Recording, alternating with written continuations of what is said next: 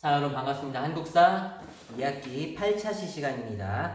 자, 지난 시간에 3.1운동에 대해서 배웠고 그 3.1운동에 따른 문제 하나가 중간에 들어가서 여러분들 비밀 댓글로 달았죠. 각 반에 보니까 비밀 댓글 다른 사람이 어떤 반은 거의 뭐 31명 중에 25명 이상 다 다른 반도 있고 어떤 반은 한 5명 다른 반도 있는데 분명히 얘기했지만 수행평가에 반영합니다. 대답한 개수 뭐 10개면 10점, 9개면 9점이 아니라 거기에 댓글을 안 달고 영상을 안 봤다라는 게 느껴지는 사람에겐 독서 감상록이라던가 등등의 수행평가를 채점할 때 당연히 반영됩니다. 감점 요인으로 집어넣을 겁니다. 명심하세요. 거기다 답을 안 썼다는 얘기는 뭐다? 영상을, 즉 수업을 안 들었다라는 얘기니까. 수업을 들었는데 답을 못 쓸 리는 없거든. 초등학교 1학년 때 배운 사칙 연산만 있으면 풀 수 있는 문제거든요. 자, 이번 시간에도 역시 그런 문제가 중간에 나갑니다. 비밀 댓글로 꼭 다루세요. 파악합니다. 자, 오늘 수업은 8차시 대한민국 임시정부의 수립과 활동에 대한 내용입니다. 자, 요거에 대한 거를 배우는데 지난 시간에 배운 게 뭐였죠? 3.1운동이죠. 자, 3.1운동은 분명 우리나라 역대상 최대의 민족운동이었다라고 했어요. 그 민족운동이 3월 1일날 시작해서 4월달까지 적어도 30일 이상, 한 달 이상 쭉 이어졌고 어쨌거나 전 국민이 그때 막 가슴속에 막 뜨거운 게 불타올랐을 거란 말이에요. 그래서 그 뜨겁게 불타오른 독립에 대한 열망을 일본이 당연히 받아들여주진 않았죠. 그냥 강력하게 그냥 폭력적으로 탄압했잖아요. 그치만 그거를 그대로 아무 일도 없었던 듯이 다시 일상생활로 돌아가기에는 마음속에서 끌어오르는 게 너무 커. 그래서 이런 열망과 염원을 담아서 당시 있었던 여기저기 있었던 독립운동가들이 우리가 이 열망을 계속 이어나가서 독립을 위한 활동을 계속 해보자 하고 여기저기서 뭐가 만들어지느냐? 독립운동을 이끌어갈 주도할 단체들이 생겨납니다. 즉 정리하면 3.1운동의 열기를 계속 이어서 독립운동을 이끌어 나갈 새로운 독립운동 단체들이 생겨나요. 그게 뭐냐? 여기저기서 생겨나요. 여기저기 생겨나는데 그 중에 가장 큼지막하고 상징성이 있는 거 3가지만 얘기해보면 일단은 서울에서 만들어진 한성정부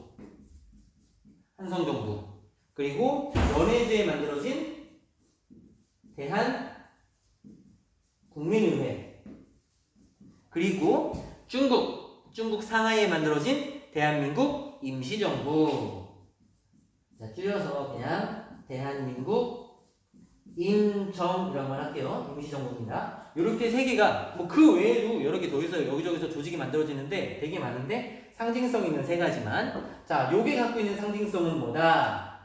우리나라 정부잖아요. 대한민국의 정부인데 유일하게 요것만 우리나라 내에 있어요. 요거는 소련 땅에 있고 요거는 중국 땅에 있고 그래서 요거는 대한민국 서울이라고 하는 그동안 600년간 도읍지였던 서울에 위치하고 있다라고 하는 상징성을 갖고 있고 서울에 위치하고 있다라는 상징성 서울에 위치하고 있고 그리고 전국 13개 도 뭐 경기도 충청도 하는 그 도의 대표들이 모여서 전 국민대회를 열어서 만들어진 정부이기 때문에 정통성 면에서 뭔가 대한민국을 대표할 만한 명분을 갖고 있는 그런 정부로서 의미가 있는 거고. 자, 그 다음 대한국민의회는 위치가 러시아 땅 연해주에 있습니다. 블라디보스톡. 그 연해주에 있었던 거기 때문에 그쪽 지역은 자, 지도 살짝 그려보면 자, 여기 이렇게 경계해서 이쪽은 여기는 러시아죠. 여기는 중국이고 자, 한성정부가 여기 있다면 여기 있었던 대한국민의회는 어떤 특징이 있느냐? 이쪽 지역은 여기 남만주를 비롯해서 연해주 지역은 우리나라 독립운동 중에서도 무장투쟁을 많이 하던 곳입니다. 여길로 이렇게 쳐들어오는 그런 요쪽 지역에 있었던 원래부터 있었던 독립운동 단체였던 여기 교과서에 보면 지도 속에 전록 한족회 중앙총회라는 게 있었어요. 그게 이름을 바꿔서 이걸 만든 겁니다. 즉 무장 독립운동자들의 뭔가 대표격인 무장투쟁의 대표격인 국민의회가 만들어지고, 자, 그 다음 대한민국 임시정부, 그건 여기 상하이에 있는 건데, 요거는 뭐냐? 상하이는 당시 중국에 진출한 유럽 열강들의 대사관들이, 영사관들이 모여있는 곳이에요. 여기 상하이에 외국인, 조계지 혹은 뭐 조차지, 외국에게 빌려준 땅들이 많은, 즉 외국인과 만날 수 있는 기회가 많은 땅입니다. 그래서 여기에 정부가 자리 잡고 있으면 주변에 있는 다른 강대국들과 서로 접촉하기가 좋겠죠. 즉 외교 활동에 유리한 곳이다. 그래서 3.1운동이 끝나고 난 다음에 여기저기 많은 단체가 만들어지지만 그 중에 가장 의미 있는 것들 세 가지를 꼽으라면, 하나는 한성정부 서울에 위치하고 있다는 거. 그 다음 대한국민의회 연해주에 위치하고 있어서 뭔가 무장투쟁의 대표격이다. 그리고 대한민국 임정 상해 조계 지역에 위치하고 있어서 뭐다? 외교적인 투쟁을 하기 좋은 위치에 있다. 이렇게 세 가지가 있는데, 요 세 가지가 3.1운동 이후에 만들어진 가장 의미 있고 상징 있는 독립운동 단체입니다. 근데 요 세 개가 각각 따로따로 있으면 안 되잖아요. 그래서 요 세 개의 대표들이 모여가지고 우리 왜 세 개로 갈라져 있느냐? 하나로 뭉쳐서 제대로 된 대한민국을 대표하는 정부 하나 만들어보자 하고 요 세 개의 단체의 대표들이 모여서 회의를 해요. 어디에서 대한민국 정부를 구성해 나갈 것인가? 자, 이렇게 따르르 서로 막 토론한 끝에 결국 어디로 합치기로 합니까? 상하이에다가 대한민국 임정을 만들기로 하죠. 여기 있는 요거는 4월 달에 만들어진 거라면, 여기 요렇게 세 개가 합쳐진 대한민국 임정은 9월 달에 만들어집니다. 똑같은 게 아니에요. 요거는 요거대로고 요거는 이 세 개를 합친 겁니다. 자, 요렇게 만들어진 대한민국 임시정부, 드디어 대한민국을 대표하는 1910년에 일본에 의해서 대한제국이 완전히 사라지고 9년 만에, 요거 1919년이죠. 9년 만에 다시 우리나라 사람에 의한 우리나라 정부가 만들어진 게 대한민국 임시정부입니다. 요게 8월 29일이니까 거의 딱 만으로도 9년 만이죠. 임시정부가 이때 만들어진다. 자, 다시 또 간단하게 정리하면 3.1운동의 열망을 이어받아서 여기저기에 국민을 대표한다라고 하는 독립운동 단체가 만들어지는데, 그런 독립운동 단체를 하나로 합쳐서 만든 게 상하이에 있는 대한민국 임시정부다. 자, 임시정부의 특징을 몇 개 보죠. 여기 만드는 요거의 특징. 일단 위치는 좀 전에 계속 얘기했듯이 중국 상하이에 위치하고 있습니다. 자, 상하이에 위치하고 있다 보니까 한성정부 정통성은 넘쳐나지만 서울에서 활동하기 힘들죠. 자, 외국에 있는 것 두 개 중에 여기는 무장투쟁이 약간 더 우위, 여기는 외교투쟁이 약간 더 우위였는데, 위치가 여기라는 얘기는 임시정부의 활동을 어느 쪽에 조금 더 중점을 주겠다는 얘기예요. 무장투쟁을 안 하겠다는 얘기는 아니에요. 무장투쟁보다는 뭐에 조금 더 우선시?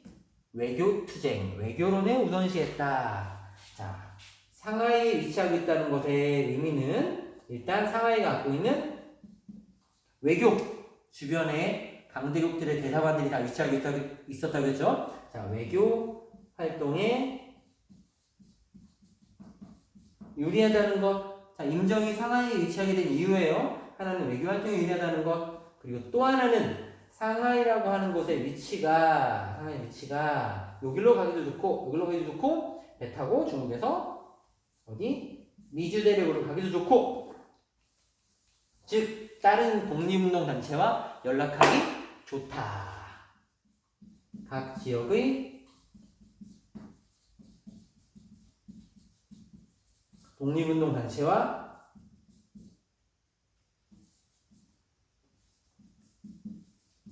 연락이 용이하다 라는 거, 그런 이유로 인해서 상하이의 대한민국 임정을 만듭니다.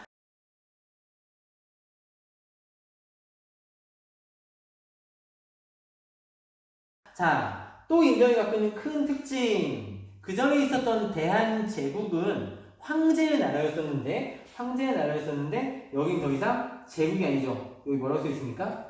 민국입니다. 백성의 나라다. 즉, 요 나라는 대한민국 헌법에 나오듯이 삼권분립 재판하는 헌법기관도 있고, 그리고 입법하는 입법기관도 있고, 자, 교과서 173페이지로 나오죠. 입법기관인 의정원, 행정기관인 국무원, 사법기관인 법원 같은 삼권분립을 다 갖춘, 삼권분립을 따르는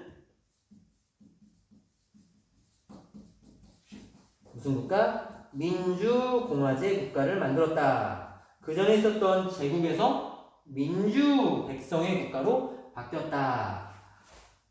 이게 아주 큰 의의가 있죠. 다시 정리해보면 황제의 나라였다가 뭘로 바뀌었다? 백성의 나라, 국민의 나라로 바뀌었다. 이런 의미가 있죠. 자, 그리고 특징! 외교투쟁을 우선시하긴 했지만 무장투쟁을 안 하는 건 아니었어요. 그리고 심지어 실력 양성론자까지. 여기는 많은 게 합쳐져 있어요. 일단 외교론자였던 이승만이 대통령이었고, 그리고 당시 무장투쟁론자였던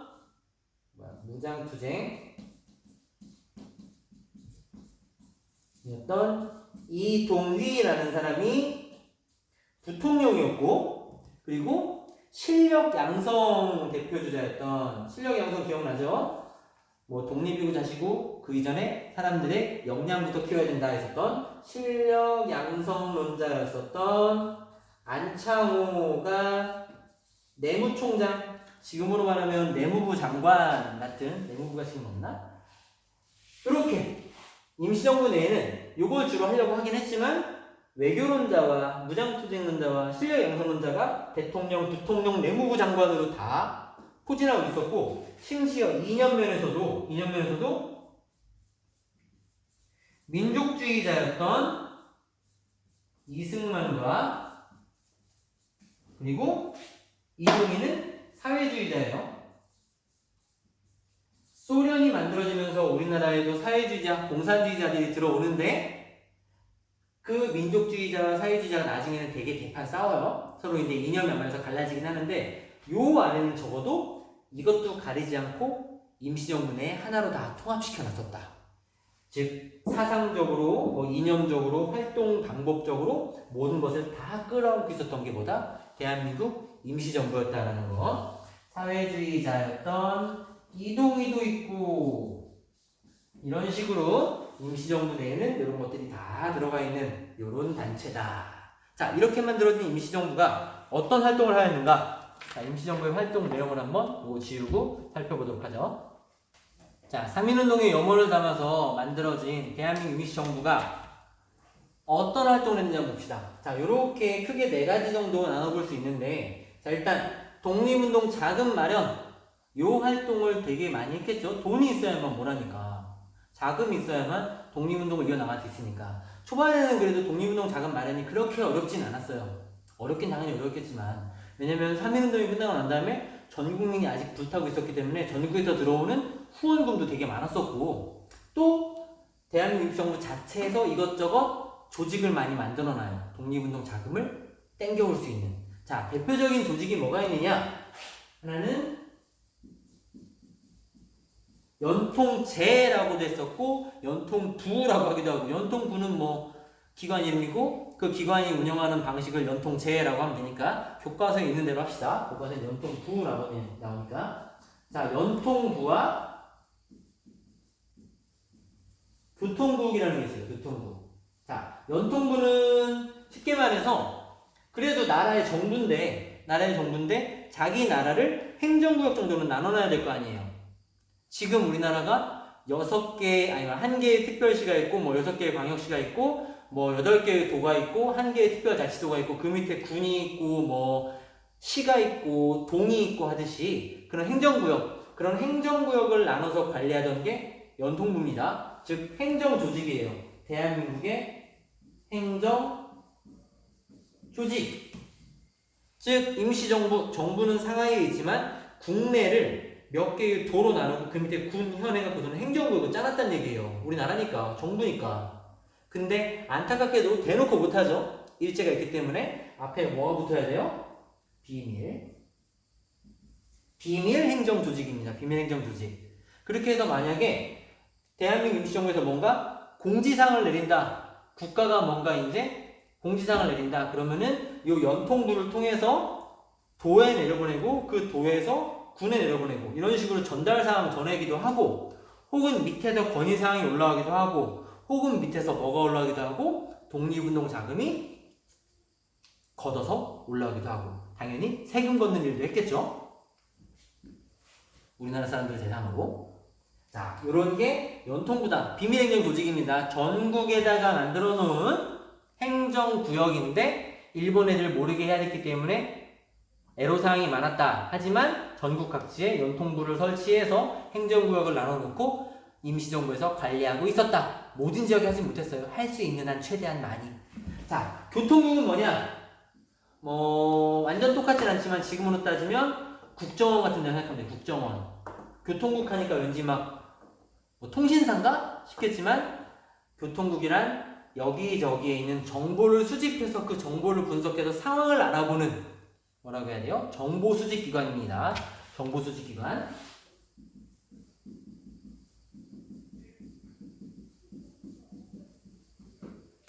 이 연통부와 교통국을 통해서 우리나라 대한민국에 있는 땅을 관리했던 거죠. 그리고 그걸 통해서 여기저기에서 독립운동 자금도 많이 걷었고. 자, 요것만으로도 부족해서 플러스 뭐 있느냐? 독립공채라는 것도 발행합니다. 독립공채. 이게 뭐냐면 공개 채권. 국가에서 뭐냐면 국가에서 이런 예를 들어 종이니까 자, 이런 종이 하나 수표를 만들어요. 수표를. 어음 같은 거 여기다가 예를 들어 장당 2,000원 혹은 500원 예를 들어 1,000원이라고 썼다. 1,000원짜리다. 요 종이가 1,000원이에요. 요 종이를 국민들에게 파는 거야. 자, 요 종이 한 장에 1,000원입니다. 옆에 써있죠. 이 종이는 1,000원짜리로 대한민국이 독립하면 이거에 대한 돈을 이자까지 쳐서 갚겠음. 그럼 백성들이 이거를 사는 거예요. 종이를 사서 예를 들어 이게 1,000원짜리인데 100장을 샀다. 그럼 얼마예요? 만원? 10만원. 10만원어치를 사가는 거야. 그리고 그 10만원을 독립운동가들이 독립운동 자금으로 쓰고 그 사람들은 요 종이를 갖고 있는 거지. 그리고 대한민국이 독립했을 때 이 종이를 갖고 와서 대한민국 정부에 나 이때 요거 샀어요. 돈으로 다 돌려주세요 하면 이 종이를 국가가 받고 다시 돈을 주는 거지. 그러니까 뭐예요? 차용증, 돈 빌려주는 거. 독립공채를 발행하는 거예요. 독립공채를 발행해서 백성들에게 혹은 해외에도 다른 나라에도 이거를 파는 거지. 독립공채는. 그리고 이렇게 해서 만들어진 돈은 독립운동 자금으로 쓰고. 자, 이걸 산다는 얘기는 뭘 믿고 있는 거예요? 대한민국이 독립한다는 걸 믿고 있는 거예요. 독립공채 자금은 대한민국이 독립 못하면 못 받아. 근데 처음에 많이 팔립니다. 그리고 그렇게 해서 이때 독립공채 산 사람들은 돌려받았느냐? 받았죠. 받았습니다. 지금도 돌려받고 있어요. 독립공채가 지금도 존재하고 있을 거야 아마. 국가에서 돌려줍니다 이거. 현재 대한민국 정부가 이어받아서. 자, 독립공채 거기에 플러스 의연금. 의연금이라는 단어를 들어봤을 거예요. 수재의연금 못 들어봤나? 우리 어렸을 때는 수재의연금에서 막 물 날리려고 하면 막 학교에서 막 500원씩 수재의연금 걷고 그랬었는데. 자, 의연금 요건 뭐냐? 사람들이 스스로 기부하는 금액. 자, 정리해보면 연통부라고 하는 비밀행정조직, 교통국이라고 하는 정보수집기관을 만들어서 전국의 각지에 임시정부의 산하기관을 만들어 놓고 독립운동 자금을 모았으며 독립공채를 발행해서 우리를 믿고 돈을 좀 투자하십시오 라는 것도 했었고 사람들이 낸 기부금도 있었다. 이런 걸 바탕으로 독립운동을 이어나가는 활동도 했으며 자, 위치가 상하이인 만큼 당연히 외교활동도 열심히 했었죠. 자, 그 외교활동이 뭐가 있느냐? 눈에 띄는 활동이 뭐가 있느냐? 일단 이승만을 뺍시다. 임시정부가 미국에 만들어 놓은 지점이라고 생각하면 돼요. 지점. 구미위원부라는 것을 설치해서 미국에다가 우리나라 독립을 도와주세요라고 하는 해외에서 활동하는 임시정부의 해외지사라고 생각하면 돼요. 해외지점. 구미위원부도 설치했었고 또 대한민국 임시정부 만들어지기 전에 상하이에 있었던 저저번 시간에 이덕쌤한테 배웠던 신한청년단 기억납니까? 그 신한청년단에서 파리 강화회의에 누구를 파견했어요? 김규식을 파견하죠. 우리 억울하다, 우리 독립하고 싶다라고 하는 의지를 보여주기 위해서. 즉 김규식은 파리 강화회의에 신한청년단 대표로 가는 겁니다. 근데 상해에 임시정부가 들어서면서 그 김규식은 여전히 파리에 있어요. 김규식을 상해 임시정부가 임명하는 거지. 임시정부의 전권대사로.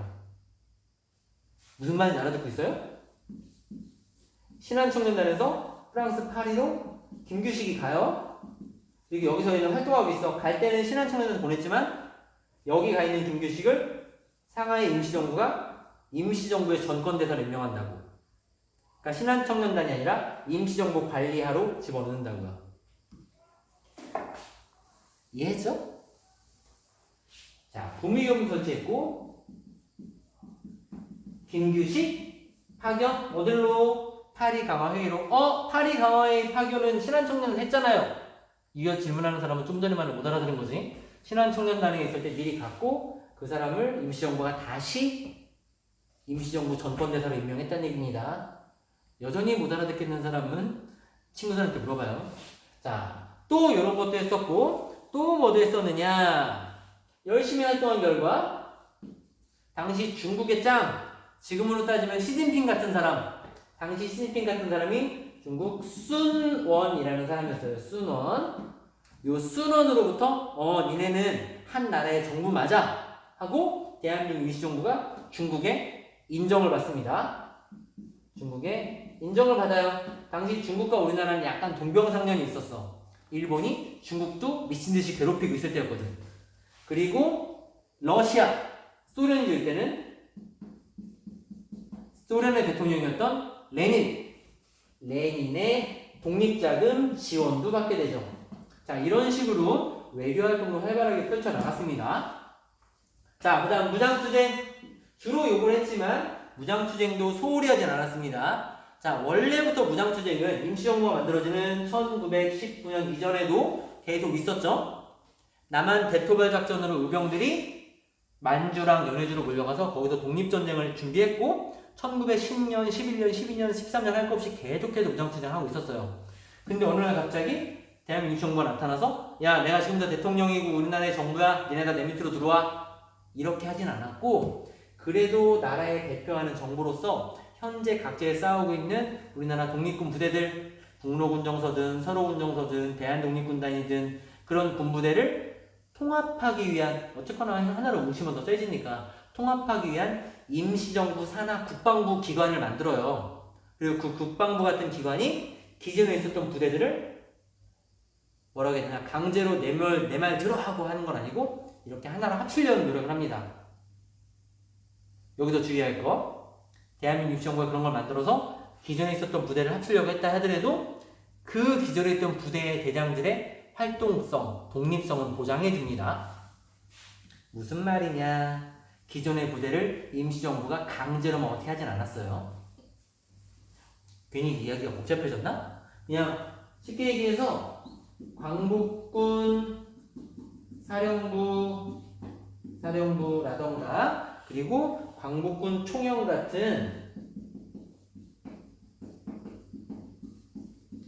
같은 지금으로 말하면 국방부 같은 걸 만들어서 기존에 있었던 독립군 부대를 하나로 합치려는 노력도 했었다. 즉 무장투쟁에도 관심이 있었다 정도만 생각하면 돼요. 자, 그 외 기타 활동으로 해외에 우리의 소식을 알리기 위한 독립신문도 간행을 하고, 옛날에 독립협회의 독립신문도 있었죠. 그 독립신문도 있고 이렇게 임시정부에서 만들어낸 독립신문도 있습니다. 자, 그리고 한일 관계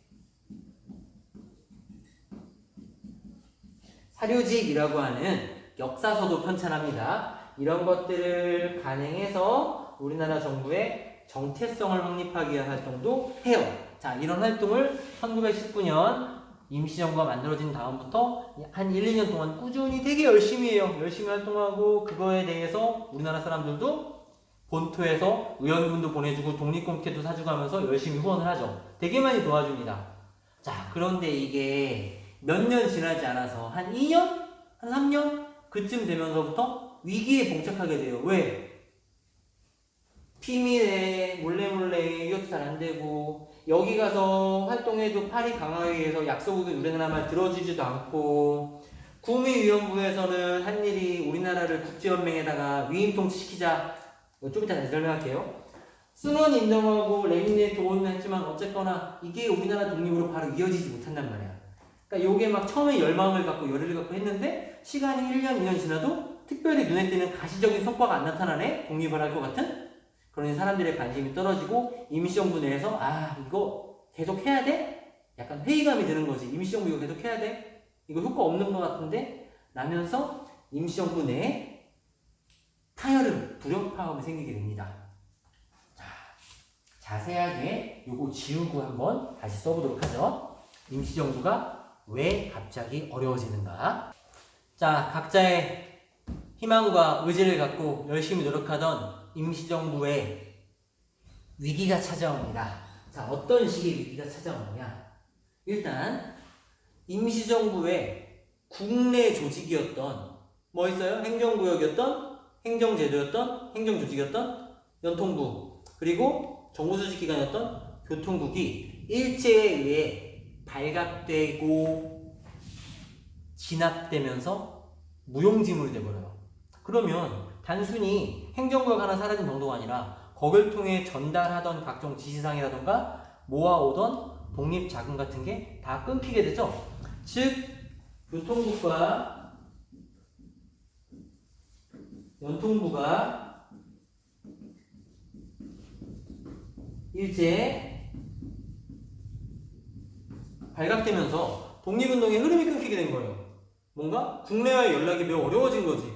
대한민국을 대표하는 정부긴 한데 대한민국에 뭔가를 지시하거나 대한민국부터 뭔가를 가져올 수 없다?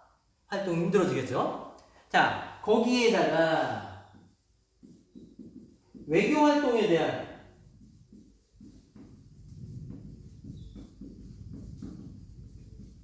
비판이 매우 거세집니다. 비판! 안 좋게 보고 있다는 거죠? 외교활동을 열심히 하자, 외교활동이 필요한 시점이다 하고 상하이에다가 정부 위치까지 딱 설정했는데 아까 보면 어느 정도 활동을 펼치는 건 나왔어요. 김규식을 파리 강화의 전권대사로 임명을 하고 또 구미위원부도 설치하고 중국의 인정도 받고 레닌으로부터 독립자금도 받고 했지만 이런 활동들이 결과적으로 독립이라는 것에 한 걸음 다가가는 거에는 뭐 상관이 없는 거야. 여전히 일본은 우리나라를 다스리고 있고 일본이 우리나라를 놔줄 기미가 안 보여. 그냥 얘들이 했던 외교활동은 어떤 정도냐? 그냥 다른 나라들에게 아 대한민국이라는 나라가 있고 얘들 독립하고 싶어 하는구나. 그렇구나. 끝! 그냥 세계의 여론에 여기 아시아에 독립하고 싶어하는 나라가 하나 있대. 아 그래 그렇구나. 오늘 저녁은 뭐 먹지? 그냥 이 정도 수준. 이게 다였다는 거야. 어떻게 걔를 독립하시는데 우리가 도와줘야 되는 거 아니야? 전 세계가 도와줍시다 하고 들고 일어나는.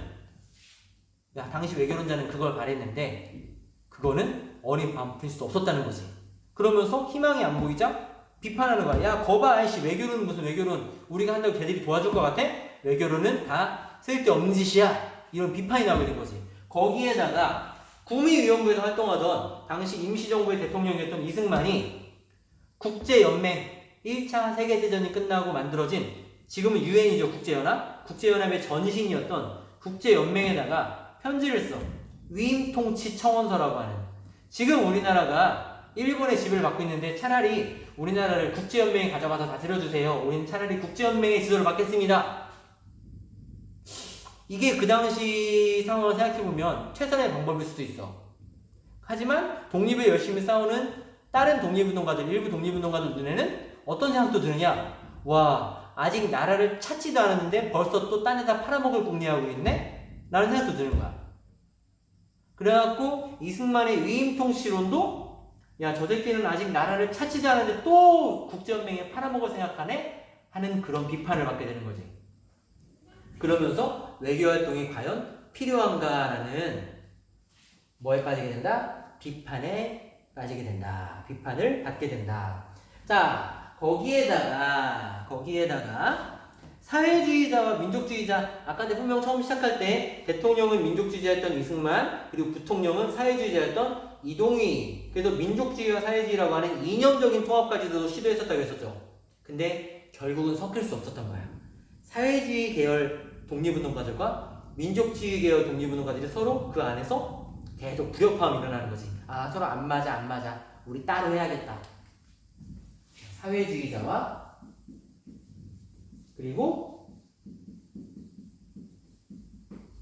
민족주의자 간에 뭐가 발생한다? 끊임없이 갈등이 발생한다. 자, 요런 문제가 발생하면서 사람들이 이제 회의에 빠진 거야. 아, 이거 임시정부 이거 이대로 둬서 괜찮은가? 임시정부 이대로 괜찮은가? 이거를 두고 회의가 열립니다. 회의가.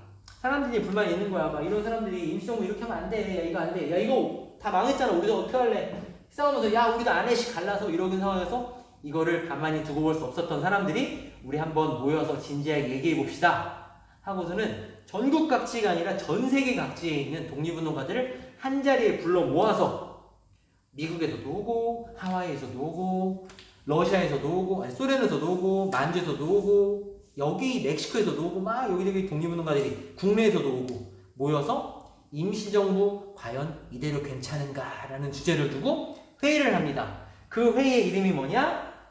국민대표회의. 아, 이름 멋지지?